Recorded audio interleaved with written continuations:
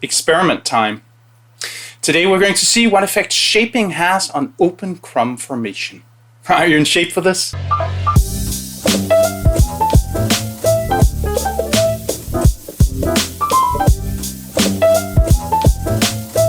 Hi, I'm Sune and I'm a food geek. Today we're going to see what harder and harder shaping will do for the formation of open crumb in sourdough bread. We're always told if we want an open crumb in our bread, we need to shape very carefully. But is that really true? I'm going to take the same dough and shape it increasingly violently, trying to degas the dough more and more for each bread. This will be an interesting one. If you're new to this channel, I bake a lot of sourdough bread and I make delicious food from all over the world. If you want to see more of this content, please join me by subscribing and ringing the bell so you won't miss any future videos. The formula for this bread contains 100% bread flour, as I've been using in my recent open crumb experiments. The flour that I'm using is a very strong Italian type 0 flour, which means that it's relatively finely ground. It's a Manitoba flour, that means that it's made from hard wheat, making it perfect for sourdough bread. The flour is called Caputo Manitoba Oro. It's widely available here in Denmark and probably the rest of Europe. I haven't been able to track it down in the States, but you guys have so much great flour available. Caputo is also the makers of the most widely used flour for pizza in pizzerias in Italy. The hydration is 80% and the salt content is 2%. The inoculation is 20%, which means the amount of starter to flour. If you'd like to support the channel, please consider becoming a member at Patreon. You can also buy some merch or use the links in the description for tools and ingredients. Those were the words. This is me beating up my dough. I swear it's for science. This is not a recipe. If you're interested in my method, you can go watch the video, the Foodgeek Master Recipe for Artisan Sourdough Bread. I've linked it in the description. First, I start out by mixing the entire dough for all 4 breads. I mix all the ingredients.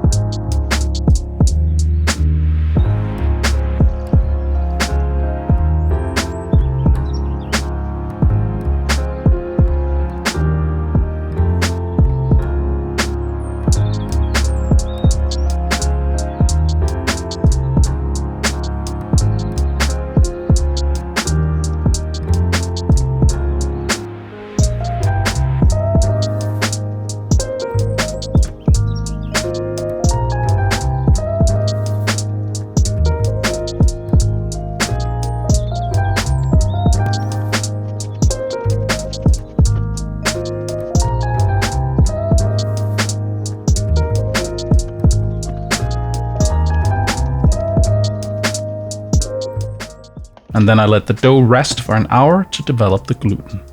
Then it's time for the first set of stretch and folds.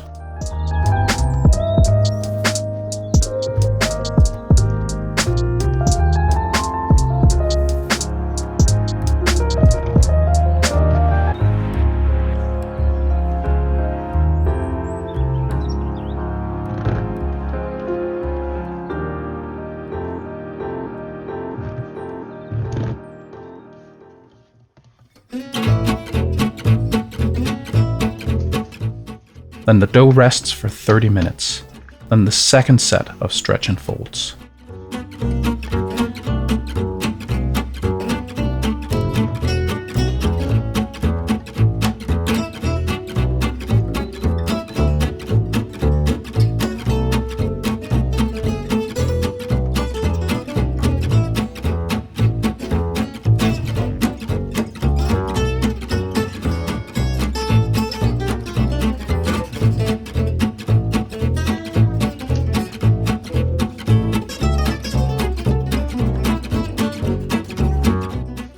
And another 30-minute rest.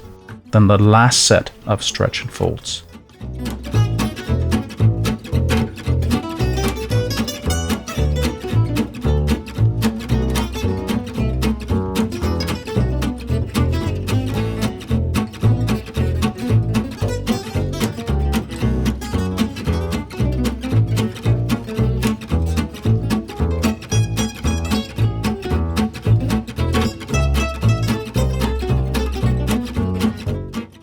and I just check that the gluten development is good, and it is.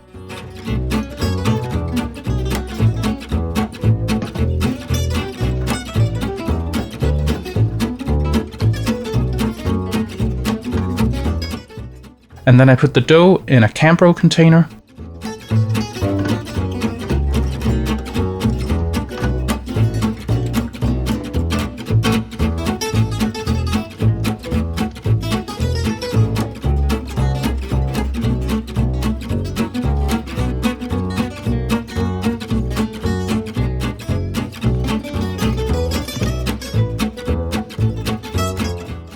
And I let the dough grow until it's grown 25%.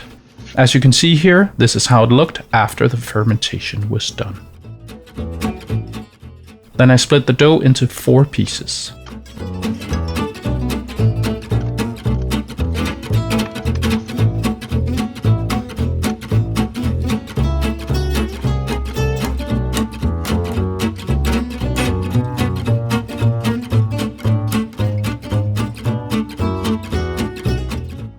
And then I pre-shape them into light balls.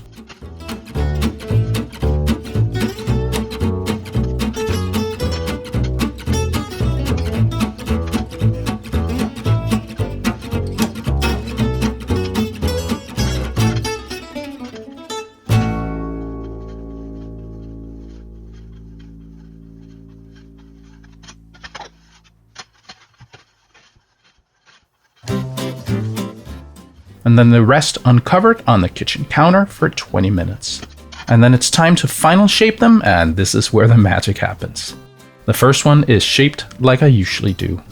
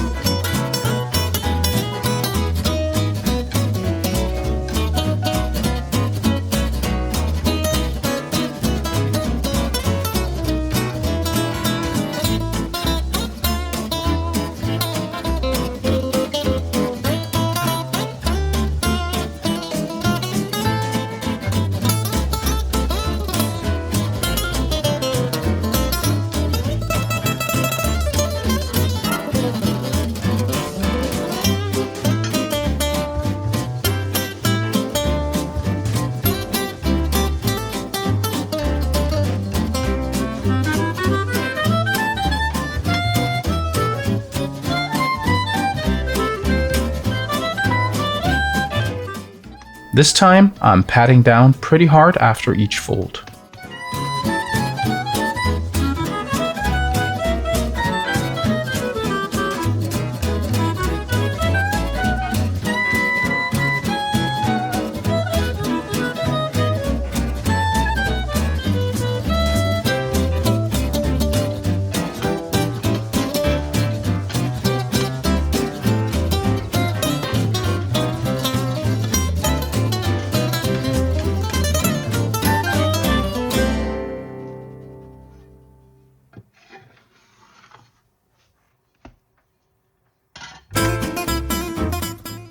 The third one, I'm amping up the movements.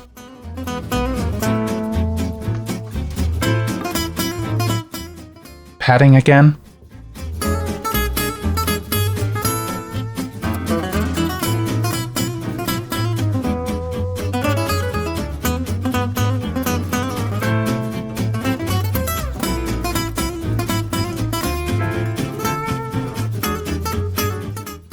And this time I roll up the dough hard.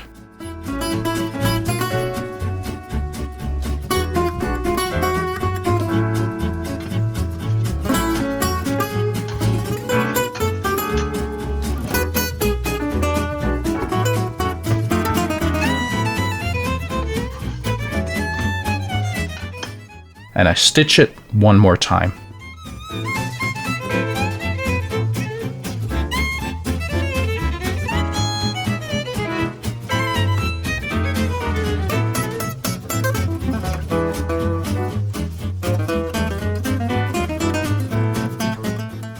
the last one.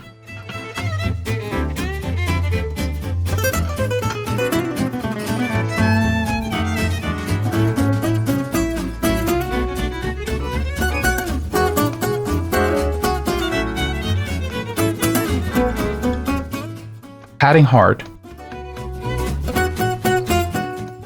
I'm basically doing everything that I was doing to the third one, but doing it harder.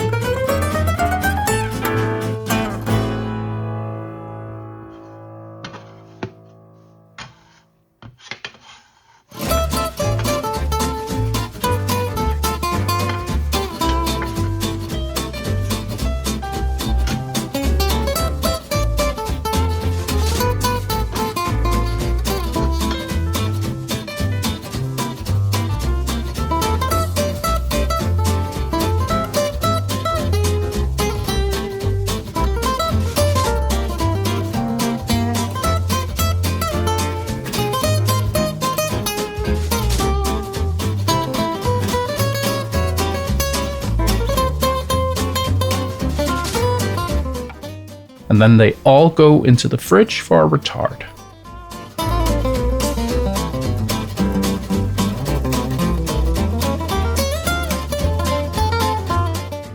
Later in the evening, I bake all 4 breads. I start out with the carefully shaped one. I dust the bottom to help it slide off the peel when I put it in the oven. I flip it onto the peel.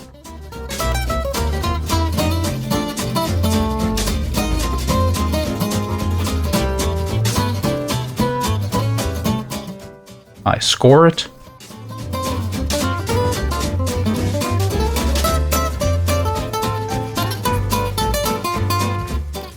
And then I bake it.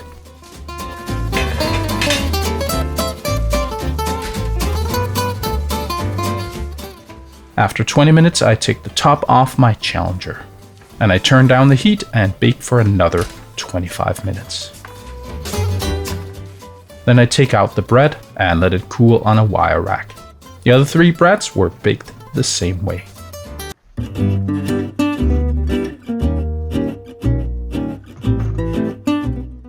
Notice how the 2 that were stitched twice are much slimmer looking. Interesting. Then it's time to cut the bread to reveal the crumb. First, the carefully shaped one.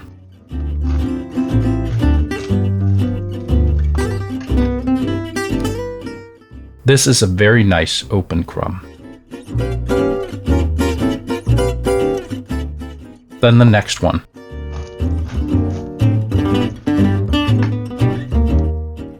Also a great open crumb, a few larger pockets. Then the next one.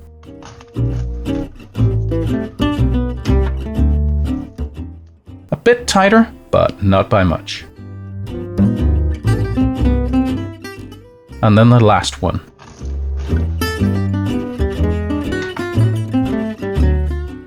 This looks a lot like the first 2. Let's see them all together.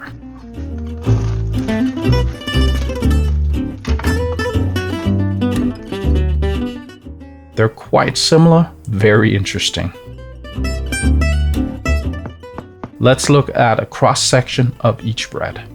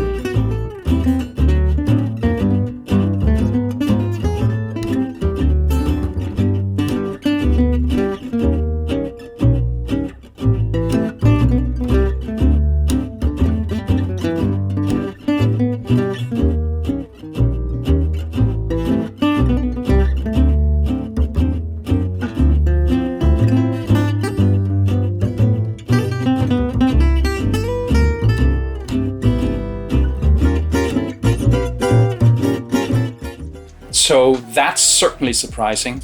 While the carefully shaped one had a more wild crumb, they all had a nice open crumb. So shaping isn't as much of a factor as we're told, which leaves flour as a factor, which will be the next video in the series. I will bake with and compare 4 different strong bread flours and see if the results are the same or different. It'll be interesting. I hope you learned something today. See you next time.